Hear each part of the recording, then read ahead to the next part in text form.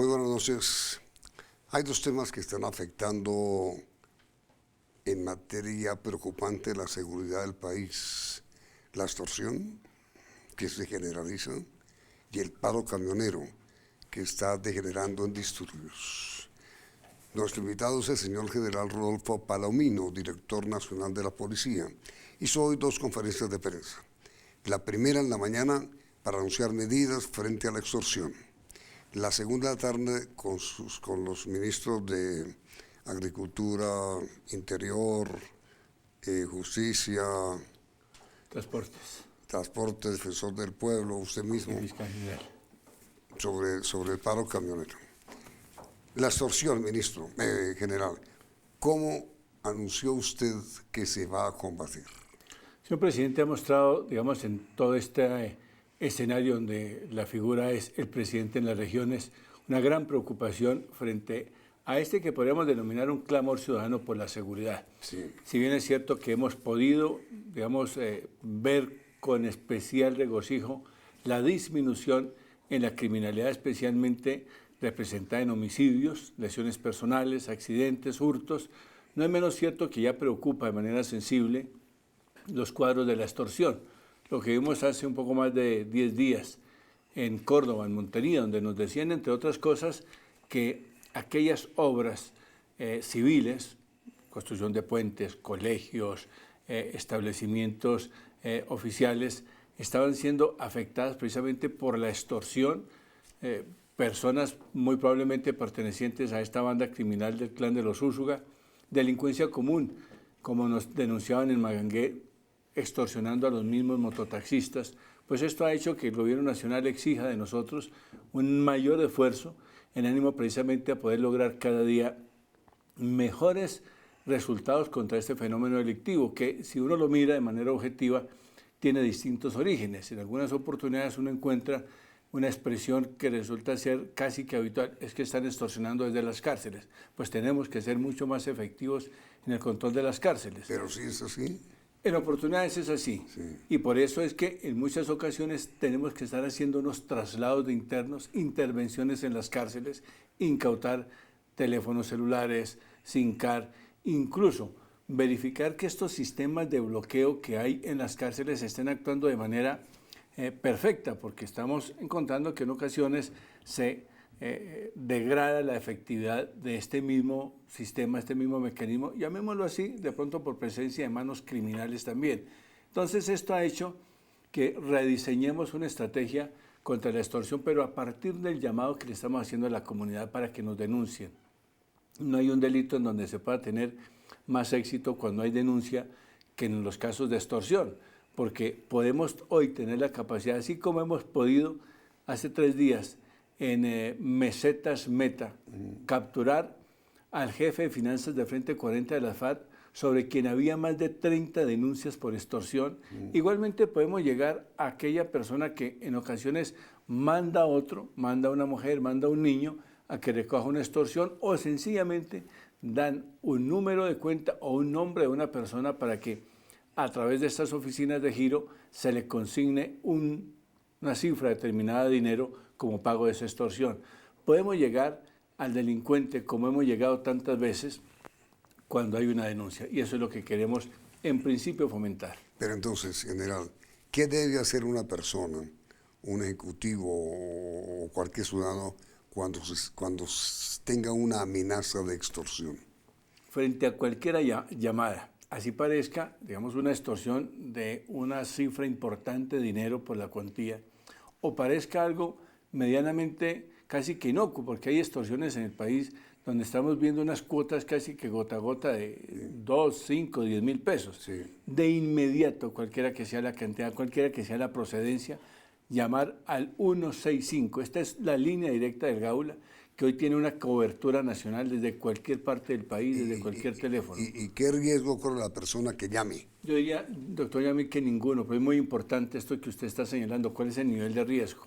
Pues en muchas oportunidades las personas se ven sensiblemente intimidadas, Claro, porque estos bandidos han logrado desarrollar, digamos, como una especie de discurso, entre comillas, supremamente intimidador, a través del cual amenazan a estas personas y les hacen creer que verdaderamente ellas están en un alto nivel de riesgo. Incluso en ocasiones hemos podido conocer que llaman a la persona por su nombre propio, nombre que lo pueden conseguir en un directorio telefónico. Y le dan el nombre de la mujer y de los hijos. De un sobrino, de un primo al que supuestamente está retenido. Sí. Fingen en alguna oportunidad ser integrantes de una institución o de una fuerza legítima y entonces le hacen estas exigencias. Cualquiera que sea la exigencia, siempre lo ideal es, o lo indicado, llamar a la policía, dar la información que existe. La policía hoy tiene la capacidad de estar actuando de manera diligente. Además, cada día estamos más fortalecidos, más unidos y sumando esta unión y esta fortaleza con los gaula militares que en el sector rural igualmente tienen un gran desempeño. Pero no me respondió cómo hace una persona que llame para protegerse, porque en esto, para que tenga seguridad de que no le va a pasar nada ni a él ni a su familia. Y a mí, una vez la persona recibe, digamos, esa llamada extorsiva, esa llamada intimidadora o intimidante, llama al 165. Ahí le contesta la policía. Siempre hay un operador del Gaula que le está recibiendo esa información, porque incluso no es necesario que formulen con los protocolos, digamos, pero tiene que dar su formales. Nombre. Pues esa persona puede dar el nombre. Por eso. Y lo importante es que nos dé también de dónde y cómo la están llamando. Es más, uno ya en el Gaula tiene casi que unos prototipos de llamadas en donde casi que hasta las voces están ya en una especie de banco de datos, en donde hemos encontrado que en algunas oportunidades, cuando en una labor pedagógica les indicamos una grabación, ese mismo es el que me está llamando a mí. 165. 165. Y ahí ya tiene la posibilidad, se le recibe la información, se le da una orientación y una asistencia personalizada y se le dan estas recomendaciones precisamente para que esta persona, primero, se sienta acompañada y segundo, sienta la confianza y la seguridad que su integridad no está en riesgo. ¿Por qué no está en riesgo? Porque en muchas oportunidades, yo diría que en la gran mayoría, la persona que está llamando a intimidad ni siquiera tiene contacto con la víctima. Puede estar llamando desde cualquier parte del país. Por eso es que opera aquello de dar instrucciones para que consignen a través de determinada empresa de giros. Y ahí va la otra parte, digamos, de esta estrategia. Lo que vamos a hacer es un control a estos giros para que siempre, tanto quien está colocando el giro como especialmente el destinatario del mismo, sean personas perfectamente identificadas. Ahora, general, usted anunció en la rueda de prensa de hoy que la policía priorizó 83 puntos geográficos donde se concentra el 70% del fenómeno. Sí, una de las cosas en las que nos ha insistido mucho el señor presidente es en el conocimiento del fenómeno, saber cómo actúa. Por ejemplo, el tema de minería, cómo se da aquello, cómo se da el tema del hurto, el hurto callejero, la distribución local de estupefacientes. En este caso, hablamos de la extorsión. ¿Cómo es que opera esta extorsión? Y cómo se concentra y qué modalidades y qué tipos de extorsiones hay.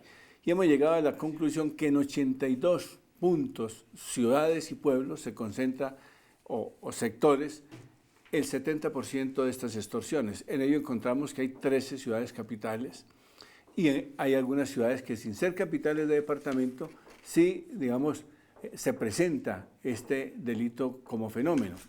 Hay, desde luego, también unas zonas como Cundinamarca, Boyacá, Santander, solo por mencionar algunos, en donde casi que no existe la extorsión. Y hay sitios en donde hemos podido avanzar en generar espacios libres de extorsión, especialmente a plazas de mercado. Anunció usted que serán intervenidas 22 cárceles. Sí. ¿Por qué vamos a intervenir estas cárceles? Y no solamente se van a intervenir una, sino muchas veces, porque son aquellas en donde hemos evidenciado que muy a pesar de algunos mecanismos de control, se nos siguen presentando, digamos, muchas salidas de llamadas. Una de las cárceles en donde infortunadamente salen, o desde donde salen muchas llamadas extorsivas, es la cárcel de Picaleña, muy cerca de Ibagué.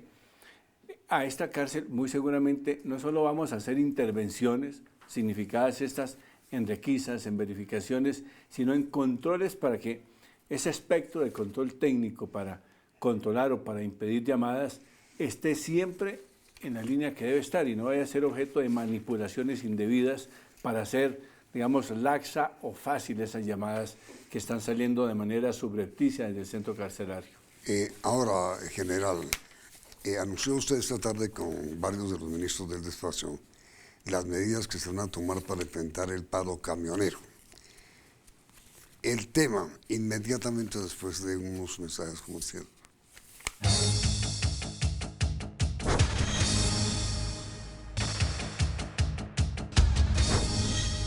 El paro camionero.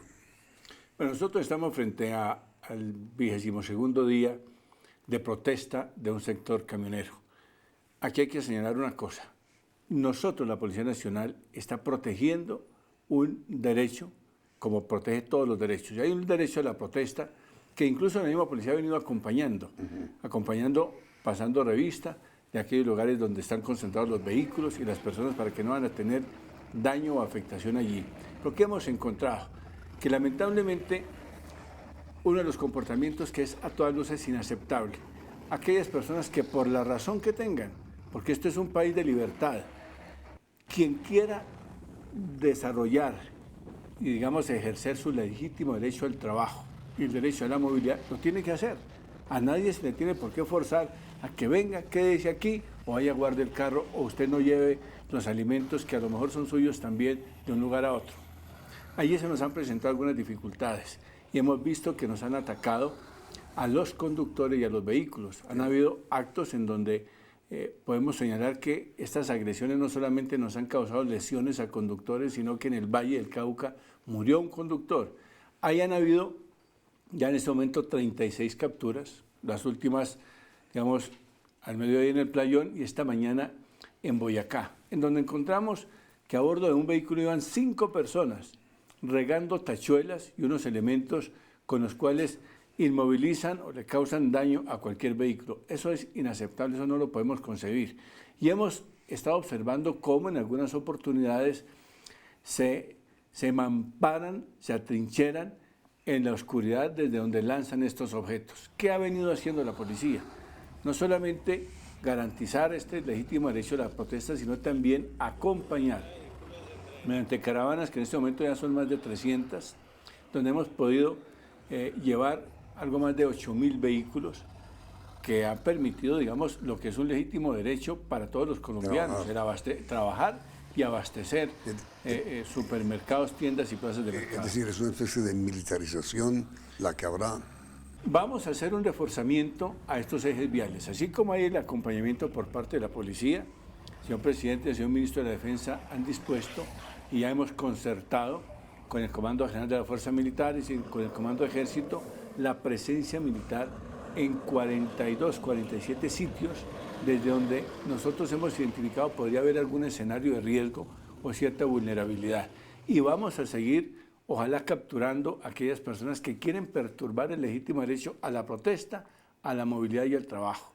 Pero algo fundamental, he querido ofrecer una recompensa y la estoy reiterando en su ofrecimiento hasta de 20 millones de pesos para quienes nos den información de quiénes están auspiciando, quiénes están siendo como los determinadores para este tipo de saboteos, para este tipo de daños. No puede permitir que alguien que está cumpliendo con su legítimo derecho al trabajo vaya a ser agredido, herido o muerto por parte de quien supuestamente, queriendo forzar una protesta, actúa de una manera tan inaceptable.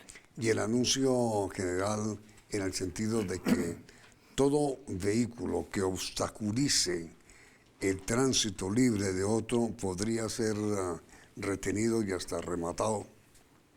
Sí, digamos que puede ser objeto. Primero, nos ha reiterado el señor fiscal, además porque está dentro del ordenamiento legal vigente, dentro de las leyes de nuestra República está el que no puede haber por vías de hecho obstaculización de las vías.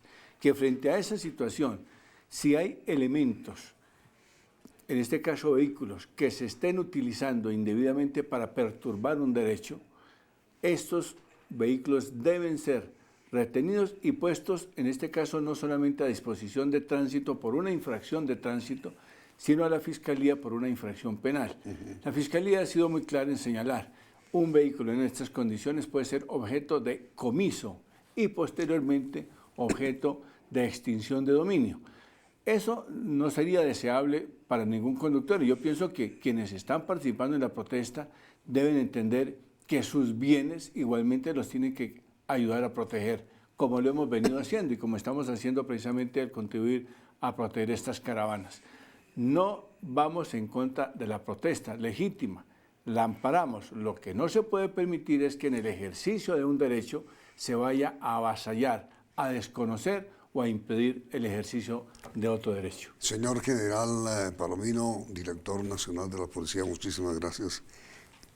La pregunta general a nuestros televidentes la haremos sobre el primer tema de nuestro diálogo, la extorsión.